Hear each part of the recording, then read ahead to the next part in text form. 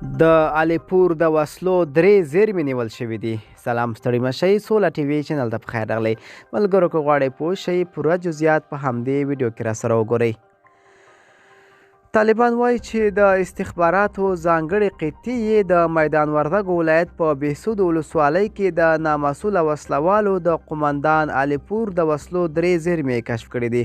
په قطر کې د طالبانو د سیاسي دفتر ویان ډاکټر محمد نعیم وردګ وویل چې له دغو زیرمو یې ګڼ شمېر سپکې او درنې وسلې، د شپې او ورځې دوربینونه، لاسي بمونه او زرګونه ګولۍ او نور مهمات ترلاسه کړي دي. معلومه نه ده چې دغه وسلې له پخوا څخه پاتې وي او که الیپور تازه د طالبانو خلاف د جګړې لپاره چمتو کړې وي. عبدالغني الیپور د هزاره قوم اړوند له مشهورو جنګ سالارانو څخه ګڼل کېده چې لومړی د طالبانو پر ضد د سیمه ییزو پاڅونوالو مشر او بیا د ولسمشر غني د حکومت پر وړاندې بغاوتونه کول. الیپور څو ځله د افغان ځواکونو له لوري نیول شوی و، خو د ولسمشر غني د دویم مرستیال سرور دانش په منځګړیتوب او ضمانت بیرته خوشي شوی و. نوموړی تیر کال د افغانستان د هوایي ځواک یو هلیکاپټر هم د هغه پر ضد د عملیاتو پر مهال ویشتې وه چې څو پیلوټانو ته یې مرژوبله اړولې وه.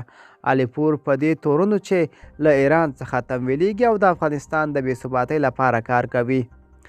د طالبان د بهرنیو چارو وزیر مولوي امیر خان متقي د اسلامي هیوادونو د همکاریو سازمان په غونډه کې وویل چې د طالبانو له واکمنېدو سره په افغانستان کې د قدرت جزیرې له منځه وړل شوي دي. ملګرو، دا به زموږ چمتو شوی ویډیو. د لا ښکلو ویډیوګانو لپاره زموږ سوله ټي وي چینل سره پاتې شئ. تر بلې ویډیو ښه وخت ولرئ.